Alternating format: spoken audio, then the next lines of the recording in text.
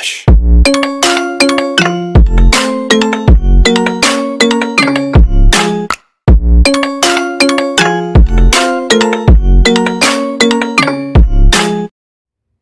नमस्कार दोस्तों, मेरा नाम तरुण स्वर्णकार है और आप सभी देखना शुरू कर चुके हैं हमारा YouTube channel Indian Ayurvedic doctor. दोस्तों, वीडियो को आगे बढ़ाने से पहले अगर आप हमारे चैनल पर नए आए हैं या आपने अभी तक हमारा चैनल सब्सक्राइब नहीं किया है तो please do subscribe our YouTube channel and press the bell icon for latest updates. दोस्तों, मैं तरुण स्वर्णकार आपके लिए चरक उत्तरार्ध के लेक्चर्स की एक सीरीज़ लाया हूँ, जिसमें आज हम बात करेंगे चरक चिकित्सा स्थान अध्याय 8 राजयक्ष्मा की। तो वीडियो को शुरू करने से पहले मंगलाचरण करते हैं और भगवान गणेश को याद करते हुए आज का टॉपिक शुरू करते हैं। वक्रतुंड महाकाय सूर्यकोटि समप्रभा निर्विघ्नं कुरु मे देव सर्वकार्येषु सर्वदा। भगवान गणेश सभी के विघ्न दूर करें, इसी सोच के साथ चलिए आज का टॉपिक शुरू करते हैं। तो सबसे पहले राजयक्ष्मा के प्रथम रोगी की हम बात करें तो वो थे चंद्रमा, और राजयक्ष्मा की चिकित्सा करने वाले प्रथम वैद्य जो थे अश्विनी कुमार थे। ठीक है, आगे हम बात करें आचार्य सुश्रुत के अनुसार राजयक्ष्मा क्या है, अनेक रोगानुगत या बहु रोग पुरोगम है, यानी ऐसा रोग जिसमें अनेक रोग मिक्स हो, यानी रोगों का समूह है राजयक्ष्मा। ठीक है, अब एक महागत टर्म आती है जो मैंने आपको रक्तपित्त में बताई थी। तो महागत टर्म कहाँ कहाँ आई है, तो आई है रक्तपित्त में, अतत्वाभिनिवेश या अपस्मार चैप्टर में आएगा, शोथ में, मदात्य में, राजयक्ष्मा में और त्रिमर्म रोग में। ठीक है, इन जगहों पे महागत शब्द का प्रयोग किया गया है। अब सिमिलर से वर्ड्स कुछ, जिसमें विषम चेष्टा उन्माद के लिए, विभत्स चेष्टा अपस्मार के लिए, विभत्स लक्षणम कृमि शिर रोग के लिए, और काय विभत्स दर्शनम यह यक्ष्मा का पूर्व रूप। तो ये एक जैसे से वर्ड्स हैं, तो इनको याद रखना। तो इसके बाद अवस्थिति की चिकित्सा, अवस्थिति की चिकित्सा आती है अतिवारा की ग्रहणी। ये ट्रिक है, अतिवारा की ग्रहणी। ठीक है, तो अति से अतिसार रोग चिकित्सा 19, वा से वातरक्त रोग चिकित्सा 29, रा से राजयक्ष्मा जो अपन पढ़ रहे हैं चिकित्सा 8, और ग्रहणी चिकित्सा 15। ठीक है, आगे हम बात करें, चरक ने रोगराट बोला है ज्वर को और रोगराज बोला है राजयक्ष्मा को, जबकि सुश्रुत ने रोगराज बोला है ज्वर को। ठीक है, ये चीज़ आप याद रखिएगा। तो इस चैप्टर के की टॉपिक्स कौन कौन से हैं, वो हैं यक्ष्मा के पर्याय, यक्ष्मा के निदान एवं भेद, विभिन्न यक्ष्मा की संप्राप्ति एवं लक्षण, यक्ष्मा के पूर्व रूप, यक्ष्मा की सामान्य संप्राप्ति, यक्ष्मा के एकादश रूप, यक्ष्मा की चिकित्सा, मध्य के गुण। ये चीज़ आप याद रखना, मध्य के गुणों का वर्णन कहाँ किया गया है, राजयक्ष्मा वाले अध्याय में। ठीक है, ये चीज़ याद रखना। इसके अलावा यक्ष्मा में विभिन्न पेयादि और यक्ष्मा में देवव्यापाश्रय चिकित्सा। इस चैप्टर को हम 2 पार्ट्स में कवर करेंगे, जिसमें यक्ष्मा के एकादश रूप तक के पॉइंट अब आज कवर करेंगे और उसके आगे के पॉइंट अपन नेक्स्ट वीडियो में देखेंगे। ठीक है, शुरुआत करते हैं टॉपिक की। अथातो राजयक्ष्म चिकित्सितम व्याख्यास्यामः इति है भगवान आत्रेय, कि अब इसके बाद राजयक्ष्मा की चिकित्सा की व्याख्या की जाएगी, जैसा कि भगवान आत्रेय ने कहा था। अब यहाँ पे सबसे पहले पुरानी कथा राजयक्ष्मा से रिलेटेड, तो क्या आता है कि यक्ष प्रजापति की 28 कन्याओं को चंद्रमा ने भार्या रूप में स्वीकार किया था। उन 28 कन्याओं में से केवल रोहिणी नामक भार्या में अधिक आसक्त होकर अपने शरीर की रक्षा चंद्रमा ने नहीं की। फलस्वरूप उनके शरीर में स्नेह भाग शुक्र का क्षय हो गया, जिसमें उनका शरीर अत्यंत क्षीण हो गया। इसके बाद शेष बची हुई स्त्रियां अपने पिता दक्ष प्रजापति के पास जाकर चंद्रमा को इस प्रकार अपनी उपेक्षा की नीति को बताती है। ठीक है, उस समय से अपनी 27 पुत्रियों का उपभोग न करने से क्रोधित उस दक्ष प्रजापति ने श्वास से देहधारी क्रोध उनके मुंह से निकला, क्योंकि चंद्रमा ने उनकी 28 लड़कियों को स्त्री रूप में ग्रहण किया था, परंतु 27 के साथ अन्याय किया था। अतः अपनी स्वीकृति में स्त्रियों की समता का व्यवहार न करने वाले चंद्रमा को गुरु ने शाप दे डाला।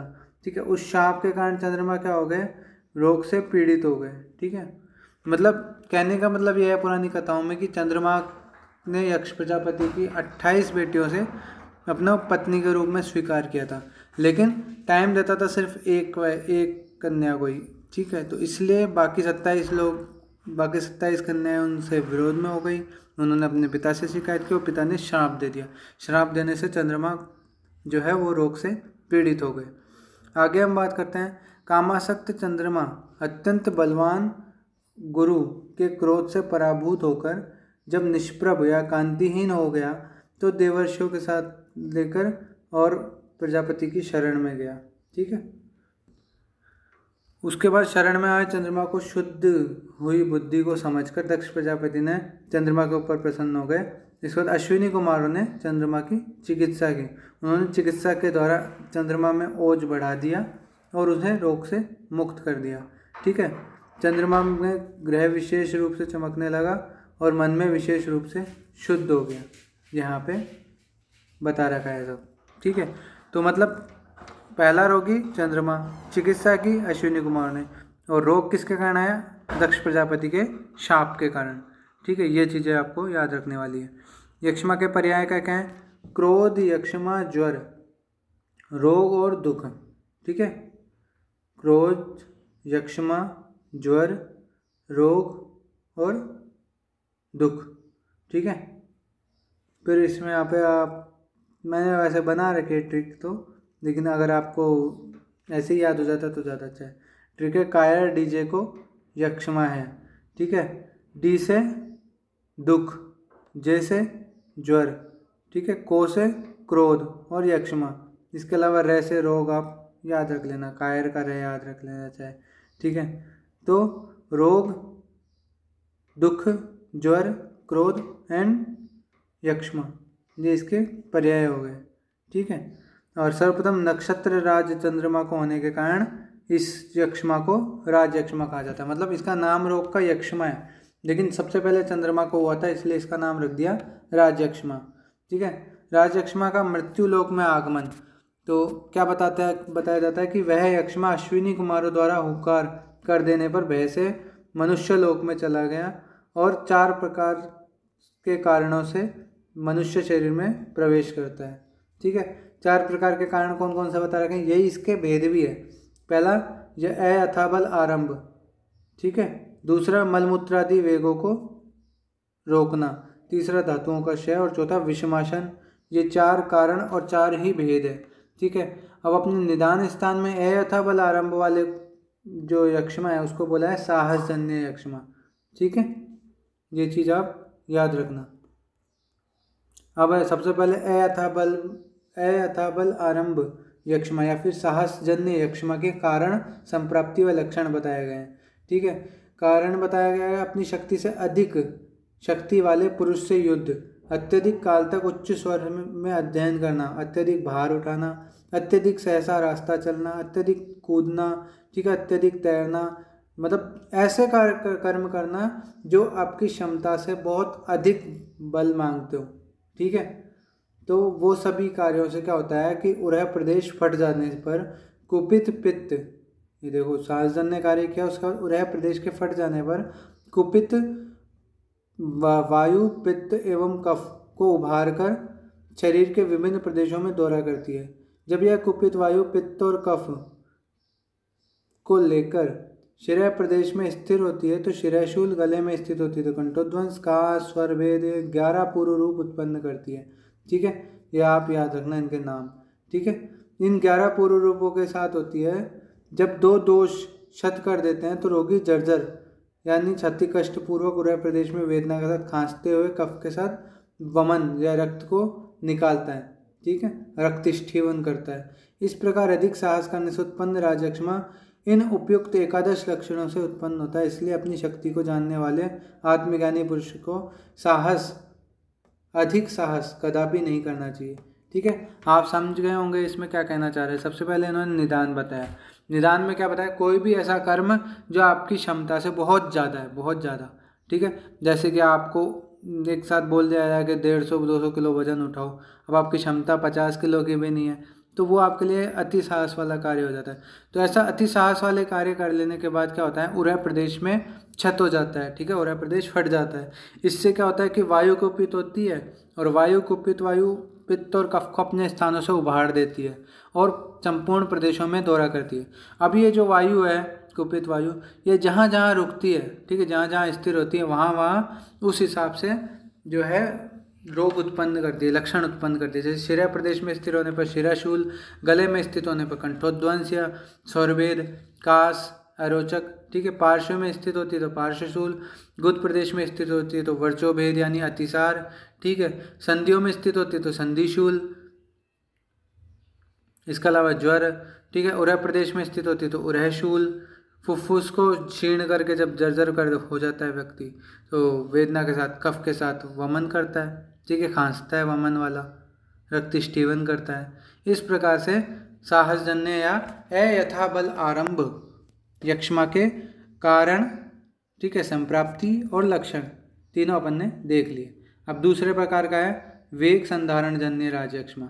तो वेग संधारण जन्य राजयक्ष्मा में अपन नाम से पता लग गया होगा कि अधारणीय वेगों का धारण किया है इसने। तो यही है, जब पुरुष लज्जा के कारण या घृणा के कारण या भय के कारण आई हुई अपान वायु मूत्र पुरुष वेगों को रोक लेता है, तो वेगों को रोकने से कुपित वायु वही कफ और पित्त को उभारती हुई शरीर में ऊर्ध्व, अधय और तिर्यक तीनों प्रकार के गमन करके रोगों को उत्पन्न करती है। यहाँ भी एकादश लक्षण उत्पन्न करती है, जैसे कि प्रतिष्ठा, कास, स्वरभेद, अरोचक, पार्श्व पीड़ा, शिरशूल, ज्वर, अंगावमर्द, ठीक है, अंगमर्द, बार बार वमन और तीनों वातादि के लक्षणों के अनुसार युक्त अतिसार, त्रिदोषक अतिसार, ठीक है, इस प्रकार के लक्षण जो उत्पन्न करे वो वेग धारण जन्य राजयक्ष्मा हो गया, ठीक है। आगे हम बात करते हैं धातु क्षय जन्य राजयक्ष्मा के कारण संप्राप्ति एवं लक्षण। तो यहाँ पे क्या है, धातु क्षय जन्य कि ईर्ष्या, उत्कंठा, भय, क्रोध, शोक, इनके द्वारा जिन लोगों का शरीर अति क्रश हो गया है उन व्यक्तियों के शरीर में, तथा जो व्यक्ति अधिक मैथुन या अधिक उपवास करते रहते हैं उनके शरीर में क्या होता है, शुक्र और रोज की हानि हो जाती है।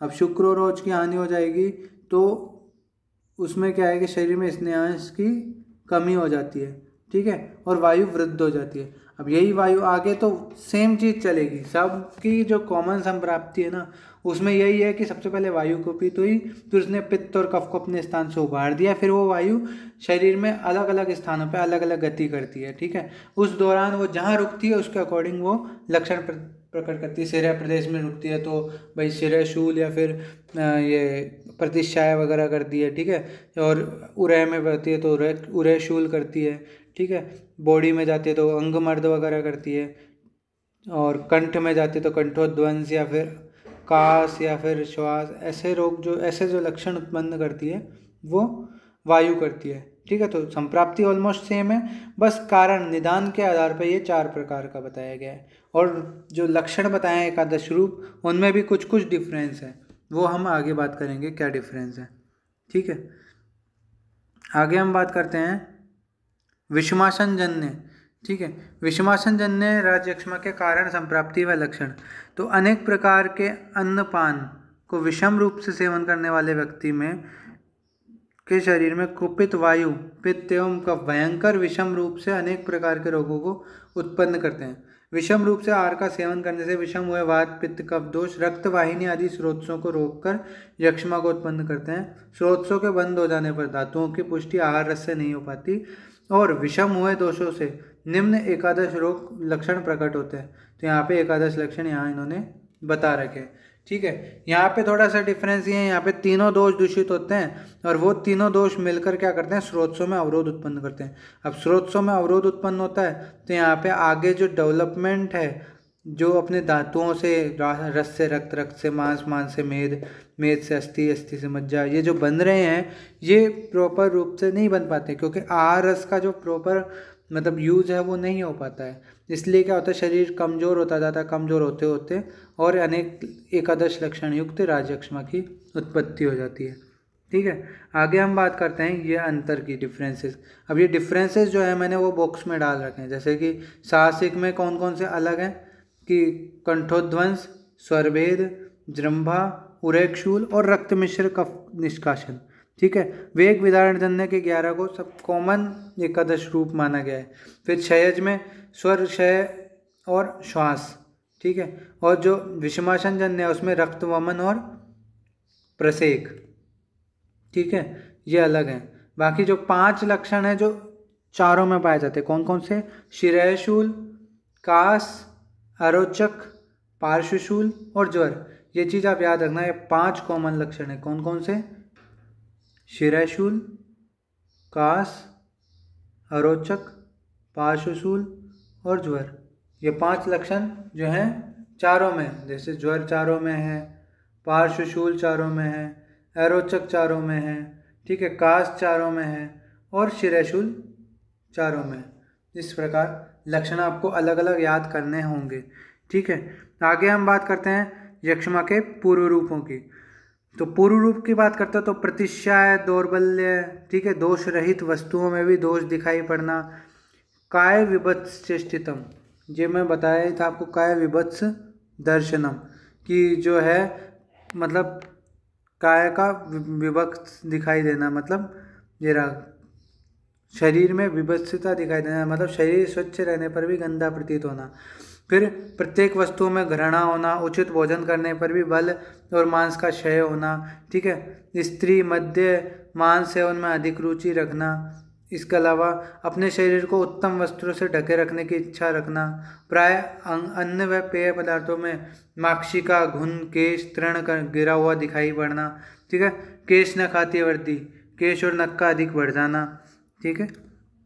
स्वप्न में पक्षियों, पतंग, व्याघ्र आदि शिकारी जीवों से पराजित होना, केश, हड्डी का समूह एवं राख के ढेर पर चढ़ना, जलाशयों का सूखना, पर्वतों का गिरना। इसमें जितने लक्षण आपको याद हो जाएं उतने अच्छे हैं, ठीक है। काफ़ी हद तक आप याद, कुछ लक्षण तो आपको याद करनी चाहिए, जैसे कि प्रतिश्याय हो गया पूर्व रूप, दौर्बल्य हो गया, दोष दर्शनम हो गया, काय विभत्स दर्शनम हो गया, केशानाम नखानाम च अभिवर्धनम हो गया, ठीक है। स्वप्ने केश अस्थिराशिनाम भस्मनम च अधिरोहणम, ये हो गया, ठीक है। ये चीज़ें आपके इम्पोर्टेंट है, आप याद रखना, ठीक है। आगे हम बात करते हैं राजयक्ष्मा में उद्देश्य के अनुसार लक्षण और औषधि का निर्देश करने जा रहे हैं, ठीक है। उचित ऊष्मा रहने से शारीरिक धातुओं का उचित रूप से पाक होता है, अतः वे धातुओं में स्रोतों में अवस्थित रहकर एक दूसरे की पुष्टि करते हैं, ठीक है। ये चीज़ इम्पोर्टेंट है। आगे है राजयक्ष्मा की सामान्य संप्राप्ति। क्या कह रहा है? स्रोतसाम सन्निरोधाच रक्तादीनाम च संशयात धातुष्मणाम चापचयात अन्न राजयक्ष्मा प्रवर्तते। यानी जब यक्ष्मा रोग के कारणों का सेवन करने से तो अग्नियां विषम हो जाती है, जिससे आहार व धातुओं का पाक नहीं हो पाता। विशेषकर आहार रस से कफ का निर्माण होता है। बढ़ा हुआ कफ स्रोतों के मार्गों को बंद कर देता है और रक्तादि धातुओं को क्षय कर देता है। इस प्रकार 7 धातुअग्नियों का नाश हो जाता है और राजयक्ष्मा की उत्पत्ति हो जाती है, ठीक है। ये चीज़ आप सामान्य संप्राप्ति याद रखना। अब राजयक्ष्मा में क्या बोल रखा है कि मल की रक्षा करना राजयक्ष्मा में बहुत जरूरी है, ठीक है, क्योंकि अतिसार होता है, तो अतिसार में क्या होता है कि मल की रक्षा करना जरूरी है। मल बल होता है अतिसार में, ठीक है। तो राजयक्ष्मा के उत्पन्न हो जाने के बाद खाया हुआ अन्नपान जो कोष्ठ में रहता है उसको अग्नि पचाती है, ठीक है। खाया हुआ अन्न जो कोष्ठ में रहता है उसको अग्नि पचाती है, किंतु पचा हुआ वह अन्न रस बाद में मल बन जाता है, उसमें से कुछ थोड़ा भाग ओज बन पाता है। तात्पर्य है कि अन्न रस पूर्ण रूप से मल ही बन जाता है, आगे के रक्त आदि धातुओं का निर्माण नहीं हो पाता। ऐसी अवस्था में राजयक्ष्मा से पीड़ित व्यक्ति के पुरुष की रक्षा विशेष रूप से करनी चाहिए, क्योंकि संपूर्ण धातुओं का क्षय हो जाने के बाद पुरुष होता है जो बल का स्रोत होता है, जिसमें बल आश्रित होता है, ठीक है। ये चीज़ आप याद रखना, ठीक है। तो यहाँ पे थोड़ा यहाँ पे डिफरेंस है, यहाँ पे श्लोक गलत दे रखा है, यहाँ पे आना चाहिए मलायत्तम बलम पुंसाम शुक्रायत्तम तु जीवनम तस्माद यत्नेन संरक्षेत यक्ष्मिणो मल रेतसी, ठीक है। यानी मल जो है वो बल है पुरुष का और शुक्र जो है वो जीवन है, इसलिए इनकी यत्नपूर्वक रक्षा करनी चाहिए, ठीक है। ऐसा भाव भैषज रत्नावली में आया है। अब यक्ष्मा के एकादश पूर्व रूप बता रखे हैं। यहाँ पे क्या क्या बता रखे हैं? एकादश में कास, अंशताप, स्वरभेद, ज्वर, पार्श्वशूल, शिरशूल, ठीक है। रक्तवमन, कफ का वमन, श्वास, अतिसार, अरुचि, ये 11 लक्षण क्या है, यक्ष्मा के होते हैं, एकादश पूर्व रूप। अब इनमें 6 पूर्व रूप कौन कौन से हैं? कास, ज्वर, पार्श्वशूल, स्वरभेद, अतिसार और अरुचि। इनमें से 5 लक्षण जो कॉमन थे सब में थे, एक स्वरभेद एक्स्ट्रा है, ठीक है। तो ये 6वां याद करने में आपको ज़्यादा दिक्कत नहीं आनी चाहिए। अब कोई 3 लक्षण होते हैं, त्रिविध लक्षण भी मानते हैं कई आचार्य। तो कौन कौन से? सुश्रुत ने तो ज्वर, कास और रक्तवमन को माना है, ठीक है, त्रिविध लक्षण। ऐसे ही अंशाभिताप, पार्श्वाभिताप और ज्वर, ये 3 लक्षण कुछ लोगों ने माने, कुछ आचार्यों ने। इसके अलावा चक्रपाणि ने कोई से भी इन 11 में से कोई से भी 3 लक्षण हो तो त्रिविध लक्षण माने हैं, किसके? राजयक्ष्मा के, ठीक है। ये चीज़ आप याद रखिएगा। आगे हम बात करते हैं यक्ष्मा में प्रतिशाय की संप्राप्ति की, ठीक है। तो यक्ष्मा में प्रतिशाय की संप्राप्ति क्या क्या है कि वायु के द्वारा जिन व्यक्तियों में शिरा प्रदेश भरा हुआ है, ऐसे व्यक्तियों में नासिका मूल में रहने वाला कफ, रक्त या पित्त वायु के प्रति गमन करता है। इसके बाद शरीर क्रश होने वाला भयंकर प्रतिशाय होता है। प्रतिशाय अपन बोल सकते हैं राइनाइटिस या फिर जुकाम को, ठीक है। ये चीज़ आप याद रखना। फिर इसके बाद उन्होंने एक लक्षण बता रखा है, शिरशूल, सिर में भारीपन, नासिका में विप्लव यानी गंध का ज्ञान न होना, ठीक है। ज्वर, कफ का उत्क्लेश, स्वरभेद, अरुचि, क्लम, इंद्रियों के कार्य करने में असमर्थता, ये सब करके इसके बाद राजयक्ष्मा की उत्पत्ति होती है। मतलब ऐसा होता है कि पहले संप्राप्ति में पहले वायु दूषित हुई, ठीक है, उस शरीर प्रदेश में स्थिर हुई, वहाँ पे नासिका मूल में रहने वाले कफ, रक्त, पित्त आदि को दूषित कर दिया, उससे भयंकर प्रतिशाय की उत्पत्ति हुई। फिर प्रतिशाय के साथ अगर और लक्षण जैसे कि शिरशूल, सिर में भारीपन, नासिका में विप्लव, ज्वर, कास आदि लक्षण उत्पन्न होने लग गए तो फिर बाद में वो राजयक्ष्मा में परिवर्तित हो गया, ठीक है। फिर है यक्ष्मा से पीड़ित रोगी की कास के साथ कफ मिश्रित चिपचिपा, घना, आम गंधी, हरे या पीले रंग का रस कफ के साथ थूकता है, ठीक है।